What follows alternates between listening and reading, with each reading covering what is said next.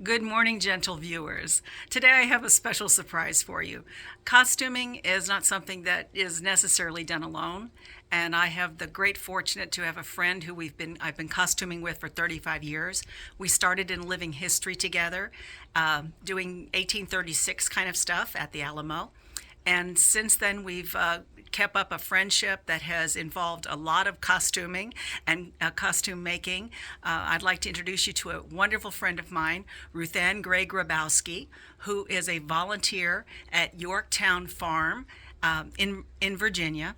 And we have not only done living history in the past, but recently we had the great opportunity to go to a virtual reality Titanic exhibition where we were photographed in Titanic kind of costuming. And you remember that cosplay is when a person takes on a persona.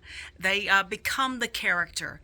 And so it's a lot more fun when you do that with someone. So I'd like her to say a few words now about her experiences with working with me and with by herself. So here's Ruth Ann.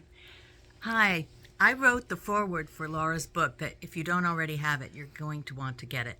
Today, both Laura and I are wearing the hats that we wore when we went to the Titanic exhibit. And I believe we also wore them on one of the occasions where we presented ourselves in our Victorian underwear with hats. It's something that we've done frequently in public, is show our Victorian underwear, so we are a little bit risque. But in any case, when I went to the Titanic exhibit, I had bought a dress from the period, and I took it all apart to make it fit me. Now, some people would say, don't ever take apart, vintage or antique costumes. But in many cases, the costumes can't be worn as they are, and they would have no life at all, and probably maybe even be tossed out. Museums can't afford to take all the costumes that they could have donated to them. It's such an expensive process to care for vintage and antique clothing.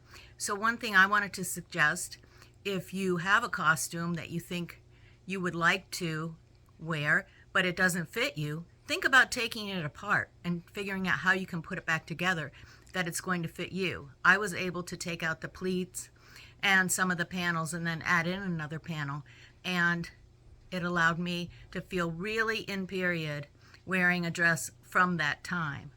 At the same time, you can also use a vintage or antique costume to create your own pattern from the pattern pieces. And don't forget, while you're on that, when you're going out and if you see vintage fabric really lends itself to making period pieces. As you know, I like to take popular characters and put them in different time periods, and that's a great way of doing it. I hope you are as fortunate as I am to have a costuming cohort, because it makes all the difference in the world when you can share. Thank you.